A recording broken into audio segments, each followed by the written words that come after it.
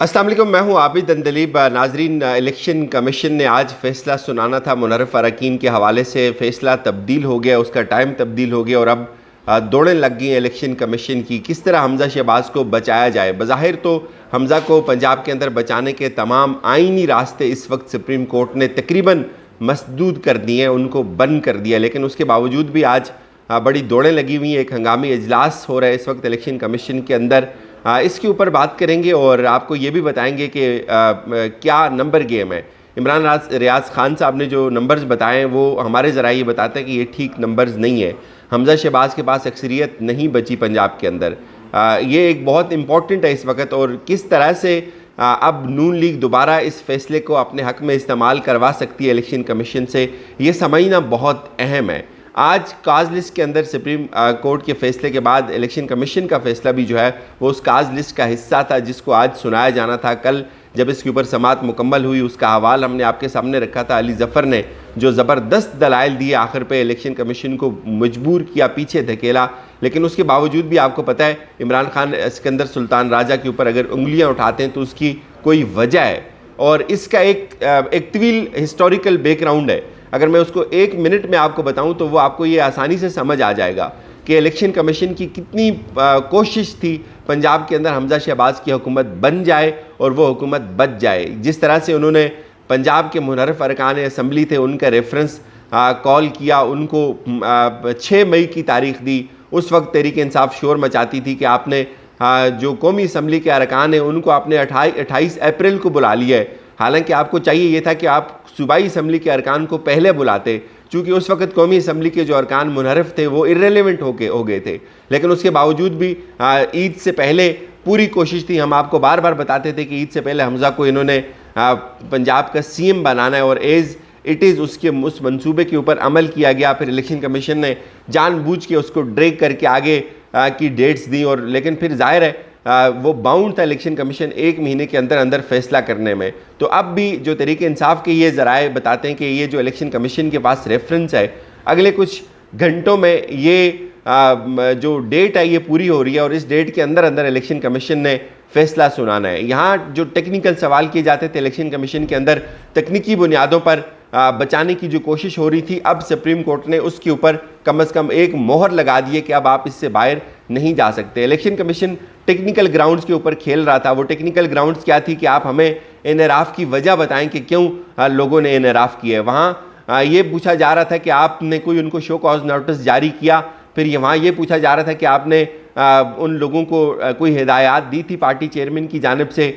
ये एक अजीब व गरीब सूरत हाल थी। हालांकि पूरे पाकिस्तान को पता था तहरीक इंसाफ का उम्मीदवार कौन है, लेकिन उसके बावजूद भी ज़ाहिर है बचाना था हमज़ा शहबाज को, और उसके लिए पूरी की पूरी कोशिश की गई। कल सुप्रीम कोर्ट के अंदर भी 63 के हवाले से जो फैसला था उसको महफूज किया गया। सुप्रीम कोर्ट ने उसके ऊपर अपनी राय दी शाम 5:30 बजे, और एज़ इट इज़ उसी दिन ही इसी केस के ऊपर इलेक्शन कमीशन ने भी अपना फ़ैसला दिया और फ़ैसला महफूज किया, और इलेक्शन कमीशन ने आज ये फ़ैसला सुनाना था। लेकिन जब सुप्रीम कोर्ट ने ये एक हंगामी फ़ैसला दे दिया जिसका शायद बहुत कम लोग एक्सपेक्ट कर रहे थे, लेकिन हम आपको बता रहे थे कि सब कुछ मैनेज हो सकता है, कम से कम सुप्रीम कोर्ट मैनेज नहीं हो सकती। आज जब सुप्रीम कोर्ट का फ़ैसला आया, उसके बाद इलेक्शन कमीशन ने अपनी उस काज लिस्ट से आज के उस फैसले को निकाल दिया, और अब कोई और नई तावील घड़ने की कोशिश की जा रही होगी। अब बताया ये जा रहा है कि चीफ इलेक्शन कमिश्नर ने एक हंगामी इजलास तलब किया इलेक्शन कमीशन के अंदर, और उस के साथ साथ सुप्रीम कोर्ट का जो फैसला आया है 63A के हवाले से, उनके डॉक्यूमेंट्स की भी रिक्वेस्ट की है सुप्रीम कोर्ट से के उस डॉक्यूमेंट को उस फैसले की रोशनी में। और पहले एक चीज़ मैं ये भी वजाहत कर दूं, बहुत सारे लोग ये कह रहे हैं कि ये राय है सुप्रीम कोर्ट की, ये फैसला नहीं है, और ये जो है वो अब पंजाब के अंदर लागू नहीं हो सकता। ये एक अजीब मुज़िका खेज़ बात है। ये सुप्रीम कोर्ट की जो राय है ये एक फ़ैसला है, ये ऑर्डर है सुप्रीम कोर्ट का, और इसके ऊपर ये सब के ऊपर इसकी बाइंडिंग है। सुप्रीम कोर्ट ने इसकी तशरीह की है, कोई अपनी तरफ से नई चीज़ उस फैसले उसमें ऐड नहीं की। आर्टिकल 63A में आर्टिकल 63A पहले से एग्जिस्ट कर रहा था, उसको इंटरप्रेट कैसे करना है, ऐसे करना है। और लाजमन ये बात है कि जब तहरीक इंसाफ ने ये रेफरेंस दायर किया उस वक्त ये इश्यूज़ अभी मुनहरफ लोग नहीं हुए थे, तो इसका इतलाक पीछे बैक डेट्स में होगा, उन तमाम लोगों के ऊपर होगा, उनका वोट काउंट नहीं होगा। ये भी वही टेक्निकल बेस है जो शहबाज शरीफ को और हमजा शहबाज को खुश करने के लिए की जा रही है। तो अगर कोई ये सोचता है कि ये इससे बच जाएंगे तो इससे भी ये नहीं बच सकते। अब जो इलेक्शन कमीशन है उसने जो हंगामी इजलास तलब किया, एक तो उन्होंने सुप्रीम कोर्ट से ये रिक्वेस्ट की कि आप हमें ये डॉक्यूमेंट दें, और फिर बताया ये जा रहा है कि मुनर्रफ अरकान के मुतल्लिक जो केस है अदालती फैसले से उसके बारे में मदद ली जाएगी। ये इलेक्शन कमीशन का हंगामी इजलास अभी जारी है। इससे वो क्या मदद ले सकते हैं, वो इससे इंटरप्रिटेशन कर सकते हैं, कुछ एक्सपर्ट से पूछ सकते हैं, लेकिन ये बात वाज़े कर दी है सुप्रीम कोर्ट ने कि कम अज़ कम इनका वोट जो है वो काउंट नहीं होगा, किसी सूरत भी काउंट नहीं होगा। पहले शायद इलेक्शन कमीशन उनको बचा लेता, लेकिन अब कम अज़ कम वो 25 जो लोग हैं वो बच नहीं सकते। उनकी नाअहली हो या ना हो, उनकी ताहयात नाअहली हो या ना हो, वो डी सीट हूँ या ना हूँ, वो मुनर्रफ हूँ या ना हूँ, लेकिन उनका वोट जो हमजा शहबाज को पड़ा है कम से कम इस वक्त वो वोट काउंट नहीं होगा। और फिर कुछ लोग ये क्लेम कर रहे थे कि उसके बावजूद भी अक्सरियत जो है वो हमजा शहबाज की हो जाती है। ऐसा नहीं है। ऐसा इसलिए नहीं है, जो सारा रोला था वो 5 रिज़र्व सीट्स के ऊपर था। अगर हमजा शहबाज से ये 25 वोट उनसे माइनस हो जाते हैं तो इसके बाद जो फैसला कुन 5 रिज़र्व सीटें हैं वो वोट होंगे। यही एक जो एफर्ट की गई मुस्लिम लीग नून की जानिब से गवर्नर पंजाब को हटाने की, उसके पीछे सिर्फ और सिर्फ ये खौफ था, ये 5 अरकान का खौफ था। और वो अब 25 अरकान माइनस होने की सूरत में वो जो रिज़र्व की सीट्स हैं वो वापस तहरीक इंसाफ के पास चली जाती हैं, और उसके बाद अगर तहरीक इंसाफ का नामजद उम्मीदवार परवेज़ इलाही होगा तो वो उसके पास जा सकती हैं। तो ये बहुत वाज़ेह सी चीज़ है, इसमें कोई दूसरी राय नहीं है।